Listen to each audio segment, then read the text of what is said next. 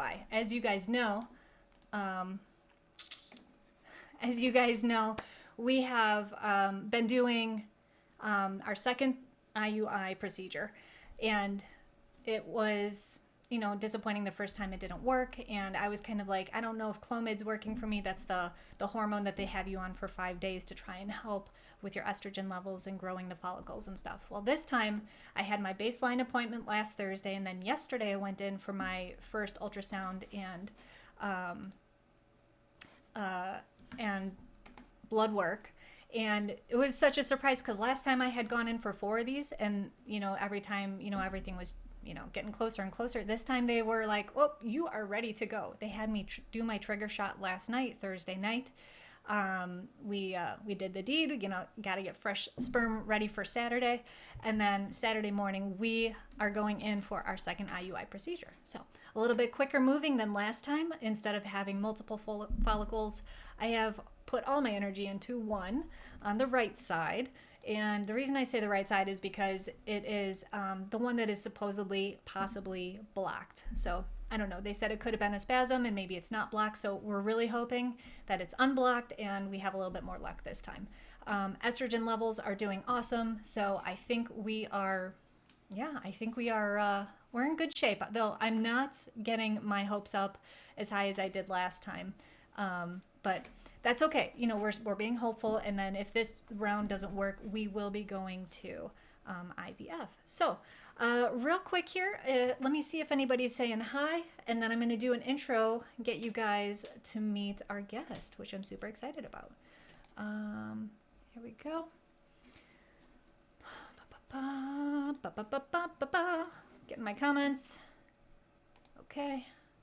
Turn that on. Thanks for bearing with me, guys. Here we go. All right, no comments yet that I can see. Woo, we got one. Okay, so LK Strader. I met her at my good friend Jen Ferguson's witch party. Now, I know this sounds a little weird, but let me back up a little bit. This is an awesomely feminist group of women who are just so supportive of each other. We don't let any men come to this witch party. It's a lot of fun, and we always meet incredible people there. I have met so many awesome people in this group. If any of you guys are watching today, please say hi. Let us know that you're out there. And when LK moved out, I think to the West Coast, never eat sake waffles. Okay, West Coast. She I guess she met someone special. We'll hear a little bit about that. And then recently she started her own practice, I think a few months ago. And it was like perfect timing when I saw her announce this business. I'm like, oh my God, this has to be something that we bring onto the Baby Talk show. So I am super excited to have her on. LK, I'm going to bring you up here and have you meet everyone. So guys, welcome. LK, thank you so much for being on the show today. How excited are you to be here today? I am so excited. Any opportunity to talk about sex and intimacy, I'm all over it. This is awesome. I really did not know like this was your cup of tea, like your specialty. Where did all this start? Give me the background on all this. Yeah, that's such an interesting question because I think, in some ways it started when I didn't get comprehensive sex education where I grew up, right? And then as I kind of continued to grow up, and I had a lot of questions and a lot of things that I really needed answers to, and just there weren't systems in place to give me that. So definitely saw a hole and a really big need for sex education. But then the other piece of that is, through my own personal work of dealing with early trauma, things like that, and being able to work through that really gave me a lot of insight into how important intimacy is in our lives. Yeah. And so being able to come to intimacy in my own right and in my own life, knowing how like liberating and wonderful and fulfilling it can be is something that I really want everyone to get to experience. We're all completely capable of being intimate. Sometimes there's just some roadblocks in the way. I love that. And I think I've experienced that too. From some things that kind of damage us a bit, and then kind of as in my I remember I've been thinking about sex ed a lot because of the fertility journey, all the things that I'm learning now that I didn't know then, and the inner workings even just of like the uterus and the vagina and everything like that, that I just like I don't think that we covered any of that stuff. I'm like, what did we actually learn? But the good news is I've actually talked to two different people recently that are sex education teachers in schools now, and I'm like, what are you guys actually talking about? And it's so reassuring to hear that they're actually teaching so much more diverse and important information about different sexual LGBTQ and everything there, and just making that part of what is the normal right now, which I love, which is so awesome. So I love LK. It seems like you're kind of doing that, for adults now, which is awesome. Is that how Yeah, you feel about it too? definitely.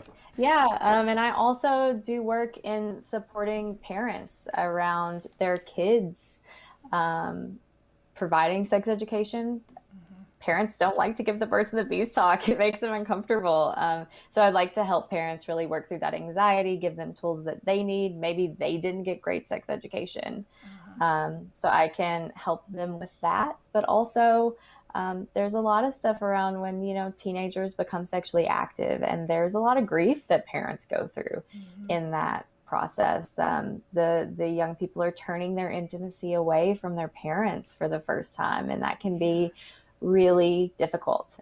So yeah, support around all of those things, as well as any parents with kids that are coming out or transitioning, and being able to give them a supportive space to be supportive of their young people too.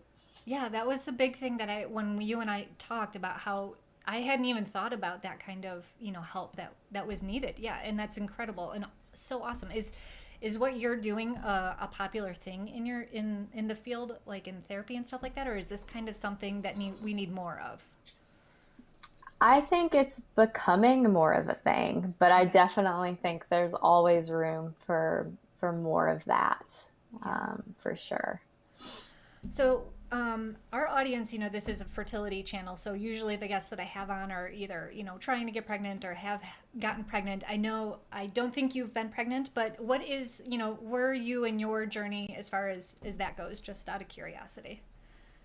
Yeah, so I actually do not want kids of my own. I am much more interested in helping parents be good parents with their kids, and supporting people on their journey to that, right? And yeah, supporting all kinds of configurations of what families look like and how those come to be. That's really awesome. And I think that, our viewers are probably enjoy hearing that, or the people that are watching that are, going through their fertility journey or that are parents. I think maybe I don't know. Sometimes I worry are child-free people judgmental of, people that do have children? Is there a divide? But it's so nice to hear from you that you are, supporting. You are actually like, no, I'm here with you. I'm an ally for you. So that's fantastic, and really important, I think, for people to know. Um, all right. Um, so let's kind of jump into the juicy stuff. So we're going to save the really juicy stuff for the end so that everyone sticks around and is watching later on in the show. But first question here, why, LK, is it important to have sex other than to make babies? Well, there are so many reasons for that. But I think, the sex is a great way for us to be intimate with one another. It's not the only way. And let me be really explicitly clear about that. It is not the only way to be intimate. And it shouldn't be the only way that you're being intimate with your partner. Um, so the sex can make us feel great. It's about pleasure. That's another thing. Not only is it a way for us to be intimate with our partners, it allows us to um, explore our relationship, right? Like there's so much that goes into what sex is, that is about communicating consent, understanding how to talk to each other about what you need and ask for what you need and what you want. So there's so many things that we can really garner in our relationship from sex, right? That's completely outside of just making a baby. Right. I love that. And that's the key here, right? It's not just sex, it's intimacy that we're focusing on. With our journey, I've mentioned this a few times, but timing is crucial when you're trying to get pregnant. And sometimes you're not in the mood for having sex, and it kind of is a turnoff. It's like a huge turnoff for the rest of the time when, normally you were just kind of like having sex for fun. Um, can you talk about that? That's I don't know. It's kind of open ended, but if you want me to be more specific, let me know. Yeah, I think one thing that comes up around this idea of like how do we keep sex from becoming utilitarian? Like Yeah. this is a thing that we're doing for this end goal, and that's the only reason. And one thing that is kind of contrary to what you were saying a bit, but like have sex when you're not supposed to, or like when you don't have to, right? There's so much pressure in knowing that at 3 o'clock you've got to be ready to do this thing, right? Because that's the prime time. Um, and with that comes performance anxiety. Mm, With that yes. comes being not willing or wanting to do it, like, because it seems like a chore, right? Yeah. So one thing that can be really great is to very intentionally have sex outside of that window to have more sex. Of course, that's my answer. But really, in all actuality, taking some of that pressure off can be extremely helpful. Yeah. And in addition to that, don't get so caught up in the process of what you're doing. Like date again, like Yeah. do something to lead up to that. Whether that's filthy text messages to each other throughout the morning or whatever that might be, right? And that can help kind of ease into these kinds of periods of time where you do have to be a little more rigid, right, around Yeah. your scheduling. Something Bert was doing when, before we were doing IUI and we were still trying naturally. But we knew that it was ovulation day, and we have the Sonos speakers in our house, and he can control it with, Alexa and everything. So he can control the music down on the first floor, which is where my studio is, and then his office is upstairs. And we're like, okay, we need to do it at noon today, and we're also going to do it again tonight. So when it was like noon, that lunch break, he put on some Martin Gaye. Okay, is that right? Yeah, like let's get it on. So all of a sudden I just hear this music like coming into the office. I'm like, oh yeah, this is. It It's kind of, happening. yeah, it's happening, and it made it a little less. I don't know. It kind of made it a little funny, but at the same time, like the effort that he was putting in turned me on. So it wasn't just like, Yeah. all right, let's both show up in bed at noon and let's get this over with. It was an effort on his part that was really romantic. I've been talking about you coming onto the show a lot, LK, leading up to this, like for the basically since I started streaming, because we lined this up a long time ago. So one of the things people have been saying, it's not just the fertility process where people kind of lose that sexual intimacy, but postpartum, even during pregnancy. Or yeah, let's first talk about those two, and then there's even a third kind of group question. But pregnancy and postpartum, the sex itself isn't maybe possible, or it's very uncomfortable. What else can we do for intimacy there? Yeah. One question, and I ask this of any couple ever, is like, when was the last time that you guys kissed to not have sex? Like, really kissed, like made out like you were 15. When was the last time that you just touched each other for the sake of touching each other?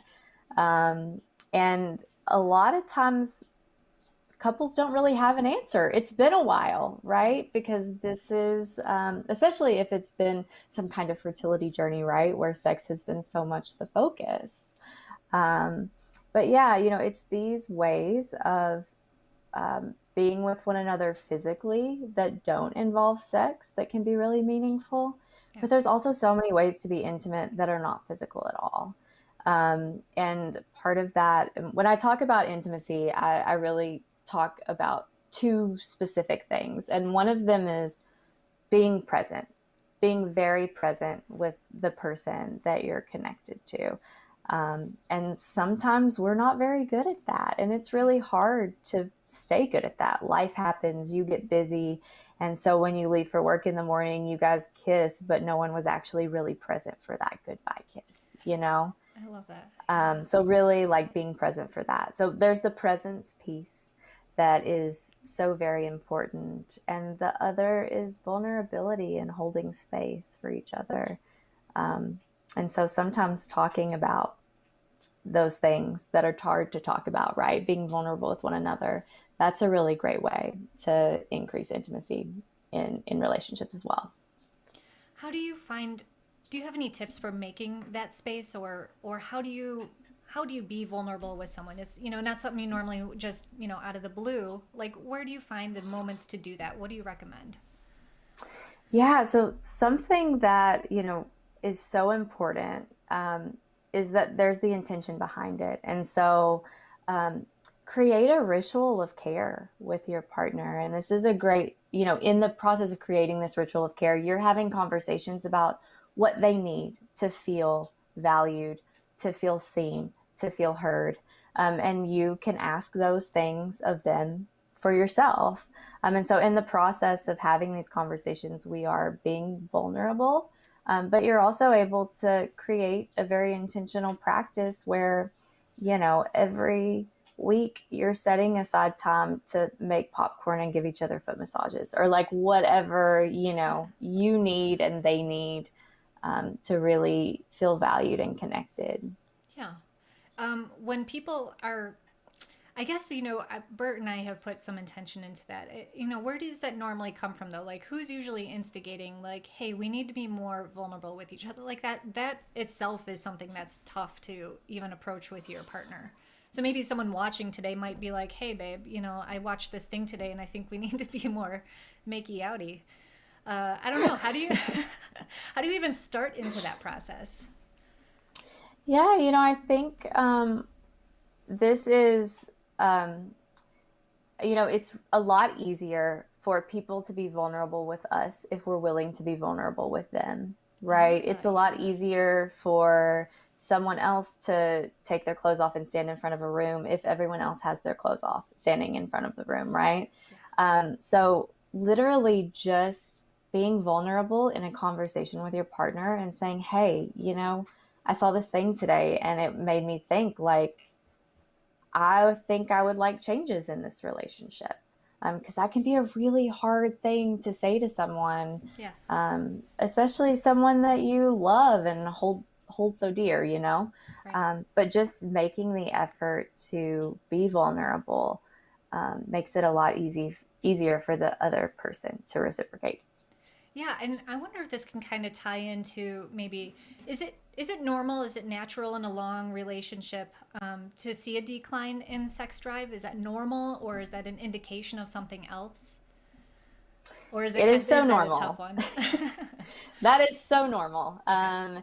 It is the most normal thing for our libido to ebb and flow um, over the course of the day, over the course of our life. And that's, especially true if you're talking about pregnancy or postpartum, right? Because in addition to general life ebb and flow that happens, you also have a hormonal factor that's coming into play at that point. Yeah. Not to mention postpartum, you have a child, like you have a baby now. And so you're not getting as much sleep. There's also a piece around like your body has changed and it can be really complicated as far as what your relationship is with your body. So absolutely, ebb and flow is totally normal. It's all about kind of riding those waves. Yeah. Um, I think this is a really important moment to talk about the fact that like this is something you should definitely be talking about with your partner. Like if you hear me say anything today, hear that like our levels of desire and where we're at is something we should be talking about. Because when they're not lining up, it can cause a big wedge to be put into the relationship. And if we're having conversations around that, we can learn how to show up for people in ways that are not sexual. But when we don't, a lot of times what happens is the partner who is hornier, they feel rejected when the other partner isn't in. Yeah. And that weighs on you, right? The feeling of rejection, that's a tough one. But the flip side of that is a lot of times the person who's less horny struggles with a lot of feelings about not being good enough, or really like hurts the self-confidence of that person, right? Yeah. Or can make them feel devalued beyond the act, right? So having conversations around our levels of desire, and especially if they're not lining up, how we can show up for one another is so important. And if you are having a hard time having those conversations with your partner, call me. I'll help. That's where it's at. Yes, exactly.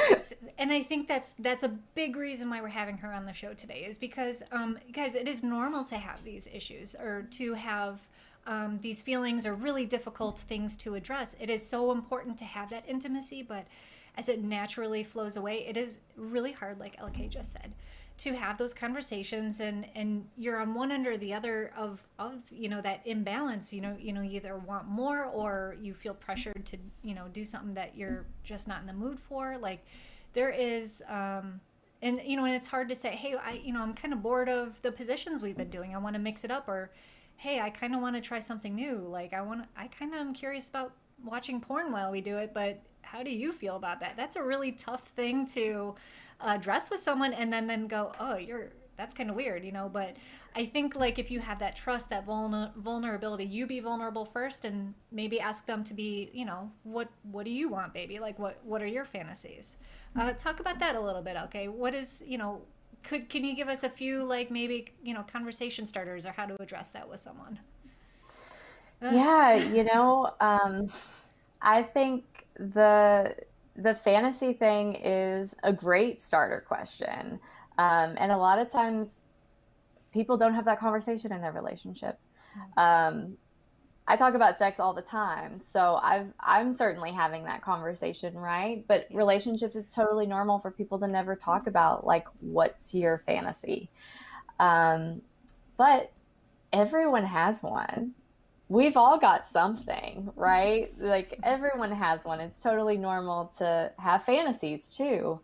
And so that is a great question. And, I think asking how they feel about the specific thing that you're interested in, like, oh, how do you feel about watching porn together?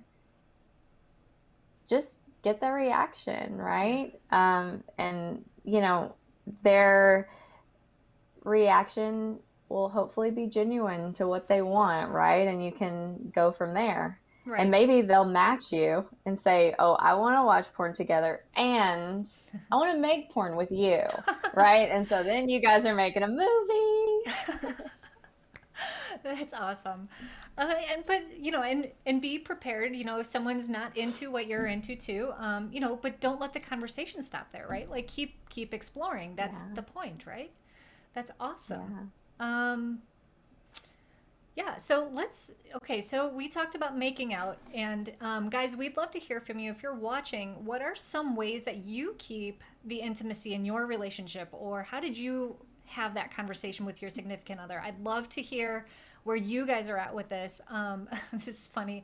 LK Bert said he was not making out at 15, so maybe he was started a little late on the making out, but that's okay. We can do some role play, babe. You be my 15-year-old and I'll be your experienced 18-year-old or something. I'm not sure. I don't know. It's getting weird in here. And I think that my parents are watching too, so I don't know.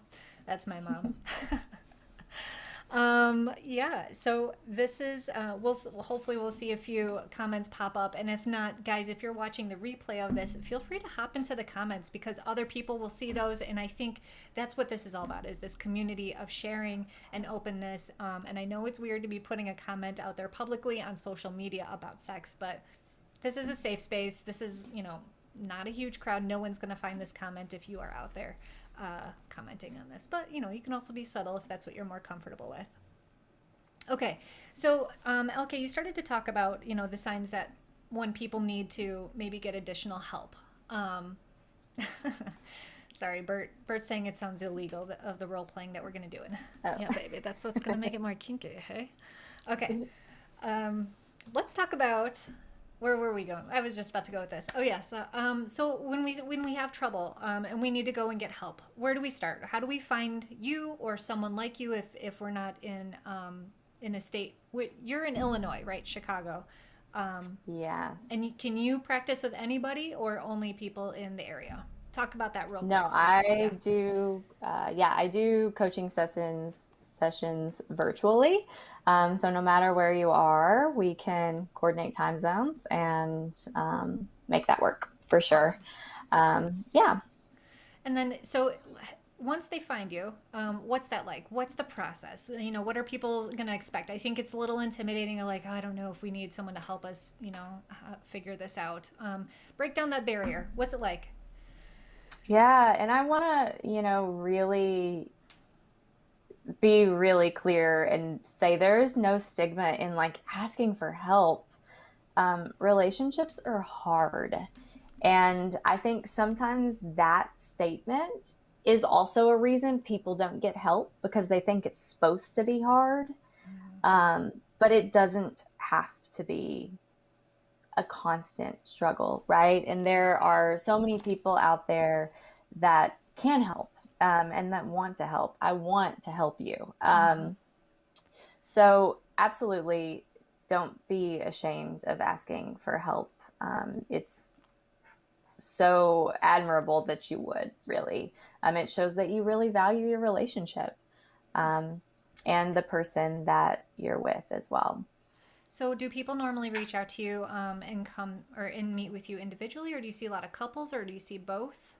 How does that usually go? I do both. Because intimacy, of course, isn't just something that we curate and foster in our romantic relationships. It's really important to have it in other relationships too. And so, yeah, I work with individuals on that as well, and do have a specific focus around helping folks work through trauma that might be keeping them from accessing intimacy, which can have a huge impact. Trauma can have a huge impact on our ability to be intimate. Yeah. So working with individuals around that. But yeah, I also work with couples and, we chip away at what is the issue and how can we move forward from here. That's awesome. So that's great to know, is that it can be done, if I think, maybe there's something with my own, sexual desires, I can just work with you, and, Bert doesn't even have to know that that's going on. And, maybe if I can work through my issues, I can show up in that intimate way for him. And I tell this to everybody, but I am a huge cheerleader for anyone that goes to therapy. I've been going for 10 years every week, and it's not because there's anything wrong with me, guys. It's because I'm just taking care of that emotional well-being so that I can be present for other people in that vulnerable way, like LK is saying. So yes, guys, I am a cheerleader. If you need someone, you got LK right here. She's ready to take your calls. All right, not today, but if you guys do have questions for her, feel free to hop into the comment section, drop us a note, let us know what questions you have for her. Okay, and I think we touched on this already, but are there any strong indicators that couples might need help? Like, are there any big warning signs, like, hey, this is a sign here? I don't know if we touched on that really. If you feel it in your gut, that's a sign, right? Like we have some intuition here. But I think ultimately what I see a lot is failure to communicate, right? If you're noticing that when there's disagreements or there's things that are coming up for you and you don't feel like you can talk to your partner about it, that's definitely a red flag. Yeah. Or if you feel like your partner can't talk to you about something, or there's mixed signals going on, if everything is an argument, fighting's normal, right? Like, it's actually healthy for us to have some conflict in our relationship. It helps us grow. But if everything is a conflict, then, it's really helpful to have a unbiased third party to help you guys figure out how to communicate and really get to the core of the issue. Yeah. And how do you see yourself fitting in with, like, marriage counseling? Is that very similar, like, kind of same area? Or is that different? So it's similar. I am a coach instead of a therapist. Oh, okay. Despite I do have a degree in psychology though. Um, but What's the difference there the with a coach and a therapist? So right now I am going through the licensing process in Illinois so that I can be a therapist. But until I have completed the exam, um, then and the general bureaucratic part of licensing, then I cannot call myself a therapist. Gotcha. And so, yeah, I am a coach. Gotcha. Okay. We have a few questions here in the comments. So Bert wants to know, and this is a great question. You touched on this a little bit, but do you work with LGBTQ couples with their Yes, intimacy issues? yes. So a huge focus that I have in my practice is working with folks who are LGBTQ plus, as well as folks that are non-monogamous. So whatever kind of configurations you have romantically, I'm here for it. Awesome. That's so good to know. We love aligning with, an open mind, an open, welcoming, community. So that's awesome to hear. We have Spark, who's one of our fans here. We were just on his show on Monday, and he was doing more than making out at 15. Thanks a lot, Spark, for putting that in there. And we had Bert following up with that. Thanks for rubbing it in. No pun intended. A little bit of fun happening out there. Thanks, guys. Thanks for watching, Spark. And of course, bringing a little bit of humor to the show. This is next up. I think we're going to start diving into the good stuff. LK, is there anything I didn't touch on? I know that you kind of had your talking points for a lot of this serious stuff. I feel like we really covered a lot, right? We went over a lot of stuff. We did. So yeah, if you want to dive into the really fun stuff, I'm here for it. That's awesome. Do you have any comments on your end? I know that this is streaming on your Facebook page. Are you able to see? No one has Okay. let's see. Are they? It's so much fun doing this live. I think, like, if this was edited, it takes a little bit of the magic out. This is, real vulnerable, work that we're doing here in front of a live audience, which I love. So thank you so much for doing this with me. And also you have a compliment on your hair from Spark. Oh, thank you, Spark. When I met her, she had just gotten her dreadlocks, and that was the day I met her, actually, which she no longer has. But Oh my gosh, that's right. Yeah. Yeah. They've been gone for over a year now. Yeah, I don't know. It sticks in my memory. Okay, the good stuff. What everybody's The been good stuff. waiting for. I will let you free flow here, okay, and I'll jump in with Okay. my inquiries. Cool. So I think how I want to kind of go forward with this Okay. is I've talked a lot about intimacy being about being present, right? Yeah. And when we talk about being present, a lot of things that comes up often are like grounding exercises. We talk about mindfulness. We talk about there's all kinds of grounding exercises out there, but a really common thing that comes up in those is using all of your senses and noting what you see, what you smell, what you hear, what you taste, right? Which helps you bring you into the present. This is what you should be doing in the bedroom. And that's another way that we can really work on being present, and being really grounded in the moment. And that is fertile, ripe ground for intimacy. If we're being truly present with one another and we're taking our clothes off, it's almost more than I can handle. So to just kind of like give you guys some ideas of like, well, what does it even mean to like engage all of your senses? We're just going to go through them one by one. So we'll just start with sight. So, fun thing when we talk about sex, sometimes it's we're engaging the sense and sometimes it's we're depriving ourselves of the sense. So blindfolds can be super fun. It really helps us tune into all of our other senses when we're not distracted visually. Yes.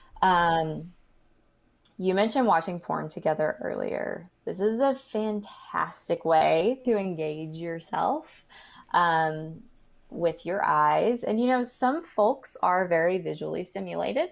And so porn is something that they love. Other folks are more stimulated through auditory stuff. We'll get into that, right?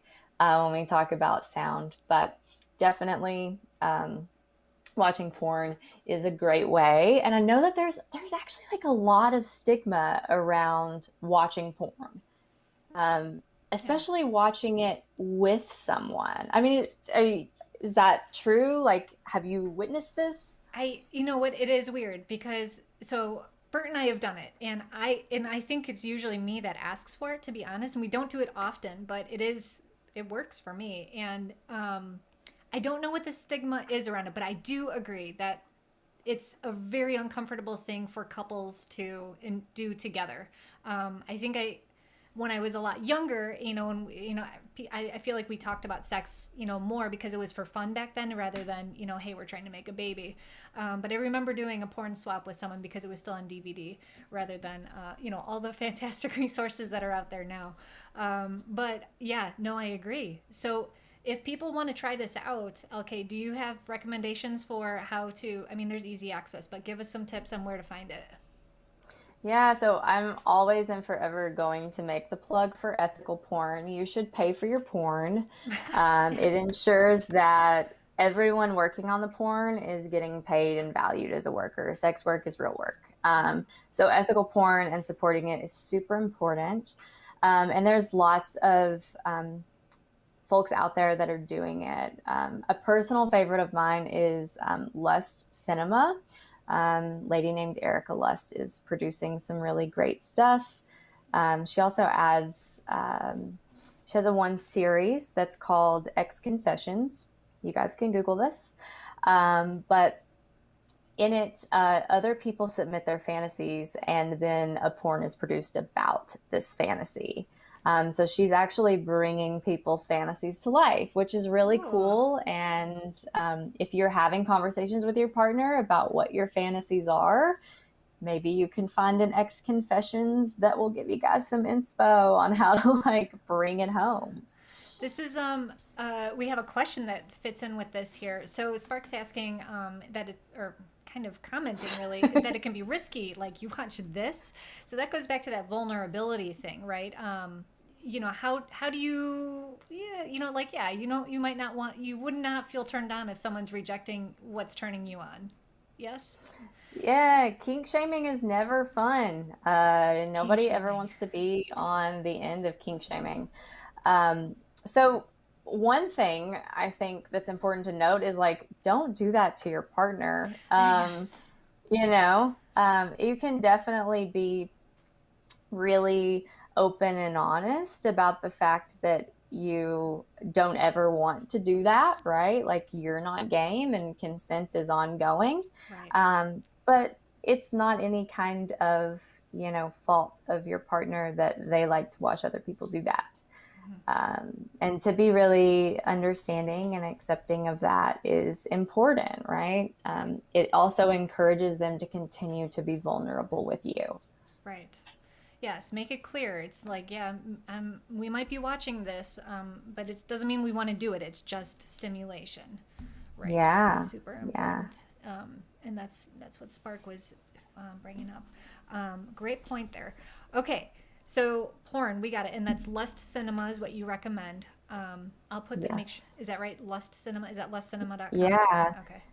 Lust Cinema. And then there's also I follow two folks on Instagram, Jet Setting Jasmine and Real King Noir. Also both in the business of ethical porn. But if you do some research, you can definitely find out whether or not your porn is ethical. Awesome. If you're paying for it, you're on the right track though. Very good. So get those subscriptions to porn, guys, and don't be ashamed. Yeah. All right. So that was visual. So we got blindfold and porn. That's don't forget a striptease. That's a great visual Ooh. stimulation. You should absolutely give that a go. That's also a great way to be vulnerable. You're literally taking your clothes off in front of one another. But it can also be fun and playful and silly, which is great. Like the bedroom really shouldn't be serious, right? Like our bodies make weird noises, things happen. We might fart, like it happens. And so it's not always serious. And so that's always good to be lighthearted and have a sense of humor. Yeah, I'm not a fan of the farts, but if Yeah. I have to keep it light, I guess I will. If you can keep the farts light, then I can keep it light. Well, so yes, sound. So it could be farts if that's what you're into. But one thing that is a really cool thing that it could also be something that you're doing to kind of build up to the act. We talked about this earlier, but creating a sensual playlist with one another, right? Like, what songs do you want to bang to? Add them to a playlist. Tell your partner to add the songs they want to bang to. Put that baby on shuffle. And get an ongoing kind of thing where you're constantly adding to it. So you got some variety. You're not doing it to the same songs every time, right? Yes. But yeah, it can be a really great foreplay tool of like creating this playlist. I would love to hear, if anyone has any great songs for that playlist. Me personally, when I am listening to music, there's nothing that I'm like, oh man, I really want to this. But I would love recommendations because maybe I'm just missing out on something big here. So drop those recommendations in there. Do you have any LK that you would strongly recommend? What's on your playlist? I'm thinking, I put you on I the do spot love here. Marvin Gaye. You did. I have a whole playlist. You don't have one? Yeah, Marvin Gaye's great. Okay. No, I definitely have a playlist. Uh-huh. I have a very lengthy playlist. I really like Transviolet. I think a lot of Transviolet songs are pretty sexy. Nice. I'll have to look that up. Transviolet. Making a note right now. Starting playlist. Yeah. All right. So more sound. Dirty talk is great. Say all of those things in your partner's ear, yell them, whatever feels right. And a lot of people are uncomfortable with dirty talk. The best way to get comfortable with it is just to do it and have a sense of humor around it with your partner. But it's not for everyone. And if you're totally uncomfortable doing dirty talk, that's totally cool. And it's not a big deal. You could also go for some ambient porn in the background, really, I mentioned that some people are more stimulated through auditory stuff. That's me for sure. Like, I don't want to actually really watch the porn as much as I want to hear the porn. I like it. Yeah. So perhaps, you just play it over Bluetooth and keep the screen off if that's more your jam. So yeah, you can bring the sounds in. There's also, there's a lot of great apps out there that do like erotic storytelling. So you guys can listen to some sexy stories. I love that. I get turned on reading books. I will say, like, yeah, like if there's a sex scene in a book, I'm ready to go. I need more of that. Yeah. I did There not are know that there's plenty of audiobooks. apps out there. Yeah, definitely. Yeah, and so erotic stories is kind of the last thing that I think really have to talk about for sound. Um, Awesome. yeah, except, when we get into touch, we'll be talking a little bit about some more BDSM related play. And of course, there's a sound element to that as well. Talk about spanking. But we'll get into it. Okay. We'll go for smell next. So yeah, candles are really great. What's your favorite smell? Like what smell makes you horny? Do you know? I don't know. I mean, I really like lavender, but I don't know that it turns me on. But I need to just. Okay.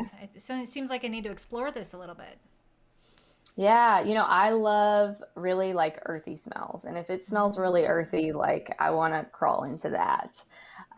So yeah, candles are great. You can really set a vibe in the room. You can also use, a diffuser with essential oils if that's more your jam. Um, Massage oils are a great way to get into that as well. This also will fall under touch, but they make candles that are made for wax play. And so not only do they smell great, you can pour that wax on your partner. And some of them are edible, some of them are just massage oil. But let me be really clear, do not use a regular candle for wax play with your partner. They get way too hot. You'll end up in the emergency room. Get a big warning here. Warning. Yeah, no regular candles. Make sure that they're made for that. Gotcha. Your local sex shop will probably have a plenty. Good tip. Yeah. But smell real candles, don't pour them on each other. Yes. Smell only. Yes. Okay. Absolutely.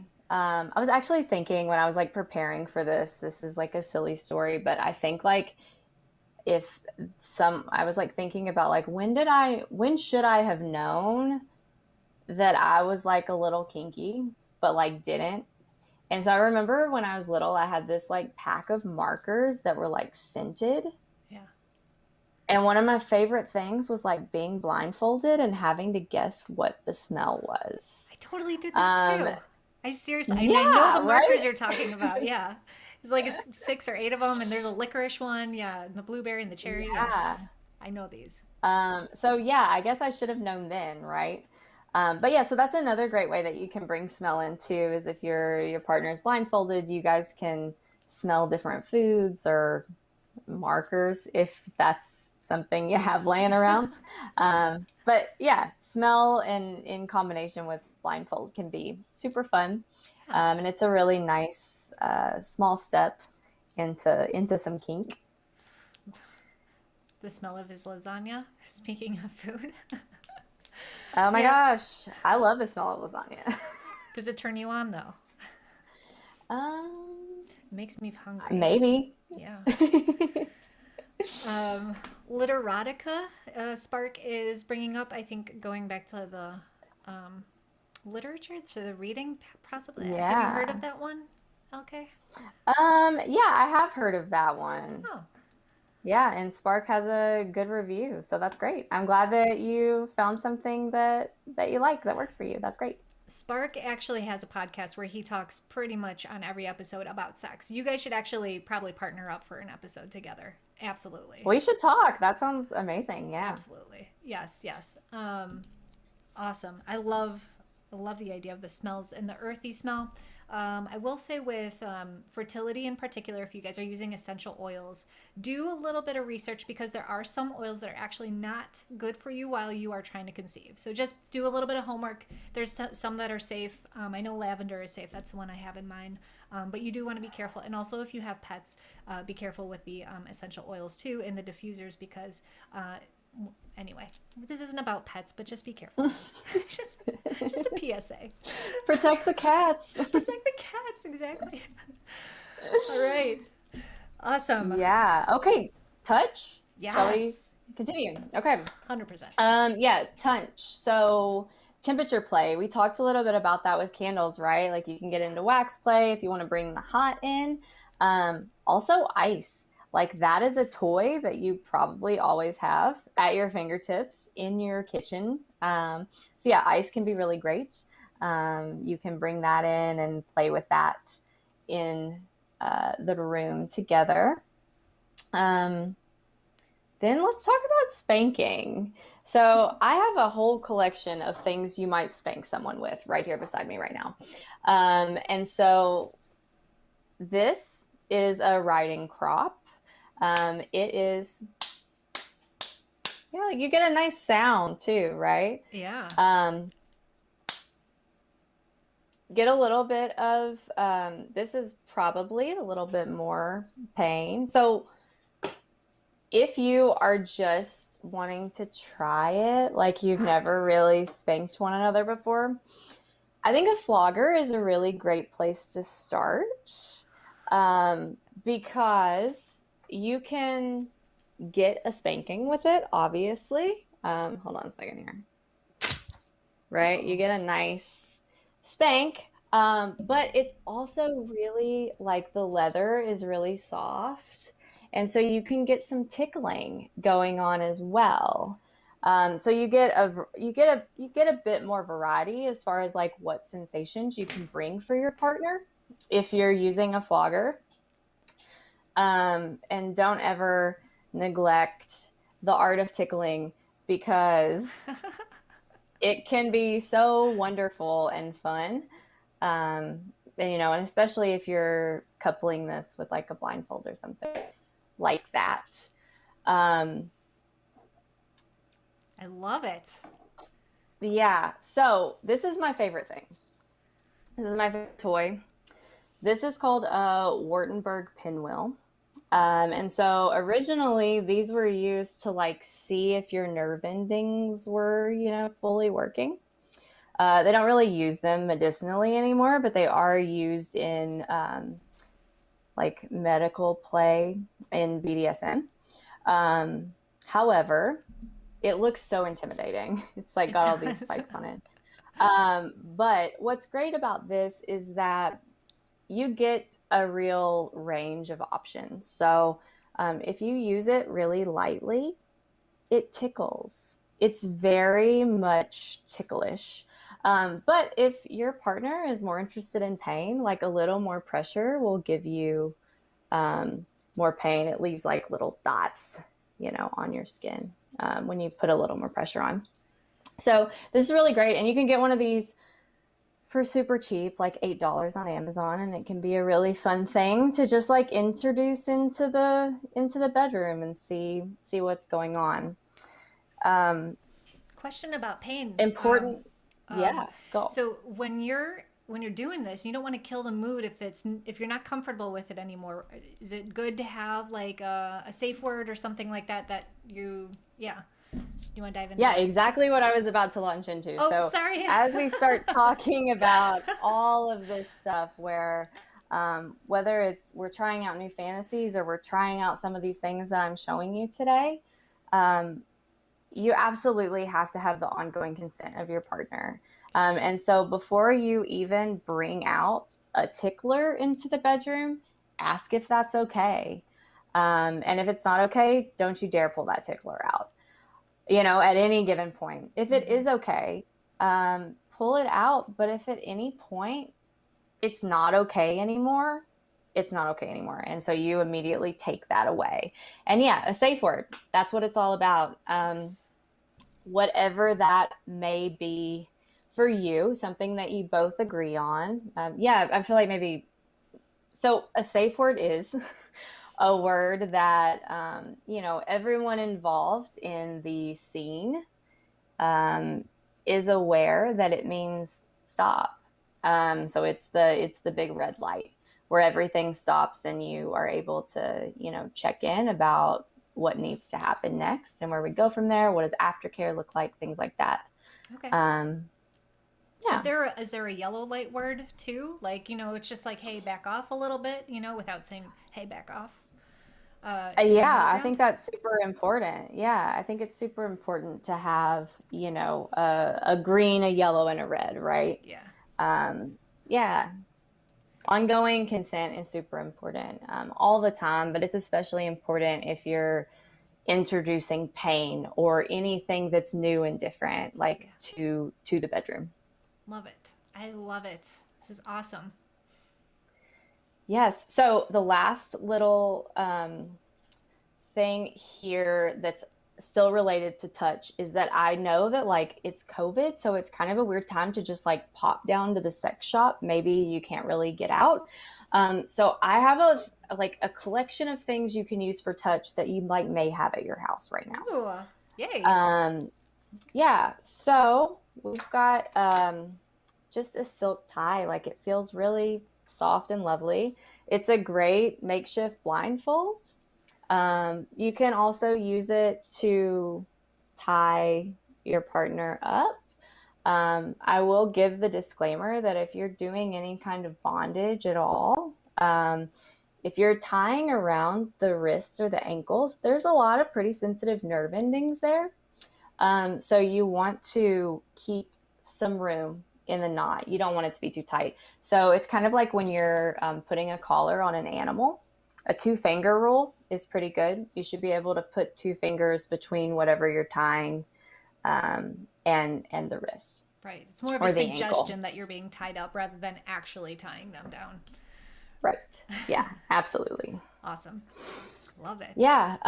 And clothespins Ooh. can be really great. You don't have to tie them together like these are. You could just use one at a time or whatever. But, you get a nice little pinch. It's not overwhelming, and you could use them anywhere um, along the ribs or, whatever feels right for you and your partner. But yeah, you can play with touch a little bit with something like that. Um, and for spanking, this is like a paint stick. Awesome. It's like something that you stir paint with, right? Make sure you're not moving it side to side. You might get splinters if you do that, and that's not going to be very fun on your bum. So Wooden spoon there you would have probably it. fall in there too. Yeah, definitely, definitely. Just go crazy in the kitchen pulling Yeah. out toys. Oh yeah, there's all kinds of stuff to play with in the kitchen. So yeah, then the last one is taste, right? And Yeah. so I think tasting each other is a fine place to start. But if you want to get a little deeper than that, you can bring food into the room if that's something that you and your partner are both open to. Whipped cream and strawberries is kind of like a trope, I guess, but it's definitely an option. Body chocolates. I actually watched this super sexy porn where they're like eating sushi off of these girls' bodies. And like, as soon as I saw it, I was like, that. I did not know that I wanted that, but like, I want that. Um, And you so, wanted to eat the you know, sushi or have the sushi eaten off of you? Or I both? wanted to eat and be eaten. Oh, Yeah, for sure. So, and again, like that's just it, right? Like you watch porn with your partner and you might get inspired. love Might it. order some sushi or something. um, but yeah, so they also make edible body paint, which is something that you could do. Again, I would be really mindful if you're on a fertility journey Mhm. about like what is in that Right. and where that's happening, as well as with any like massage oils and any of candles. They do make some candles that have edible massage oil in them. But again, I would be really aware and do a little research about, the ingredients that are in those. Last thing for taste is right here. So this is called Nipple Nibbler, and it is like a waxy paste kind of thing that is to be used on the nipples. It's like tingly and lovely. So it's Mm. great for anybody who has nipples. It can be a lot of fun, but it also comes in lots of fun flavors. This one is pink lemonade. So you can, bring taste and touch into that game. Nice. Are those available online, or is this? Yeah, I mean, all of the things that I've shown you today are like pretty standard basics at any sex shop. So you can just, yeah, I mean, what's the one, Adam and Eve? They always do like commercials. They definitely have it. But I highly recommend supporting your local sex shop if you Yes. can. Your local sex shop. I don't even know where our Yeah, nearest one is, but I will definitely look it up. Get familiar with yeah. it. This has been fantastic tips. LK, this is amazing. Thank you so much. I'm going to have you back because I feel like there's just so much more to explore, if you don't mind. Yeah. Well, I could talk about this forever. Thank you so much for having me. It's been a blast. Yeah. And then, so let's just also remind people. So if they are interested in your services, either for themselves or, with their partner or whatever, what's the best way to get in touch with you?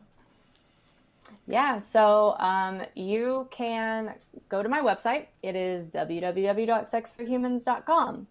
And there you can schedule, I do a free consultation Awesome. with anyone that's interested in my services. So you can book that free consultation on my website. You can read a little bit more about the services that I offer, get to know a little bit more about me on there too. But yeah, you can contact me totally through my website. I'm also on Instagram and Facebook, so we can connect that way as well. That's awesome. And all those links, guys, are in the description of this video, no matter where you're watching. So you can go ahead and just click there, and it is super easy to find her. I'm like blown away. I learned a lot today. I am turned on and ready to go. It's perfect timing because we will have to do some work tomorrow in the bedroom, but now it's not just going to be a chore. It's going to be super exciting to look forward to. So thank you so much, LK. I really appreciate you coming on today. Is there anything else you wanted to throw in that we missed? I don't think so. No, be sure to touch your partner for no reason at all, just to be with them. Surprise them. Yeah. Awesome. All right. Thanks, guys, so much. We will see you next time. I'm going to bring in the music, dance it out a little bit, and see you later. Thanks for watching. Thank you.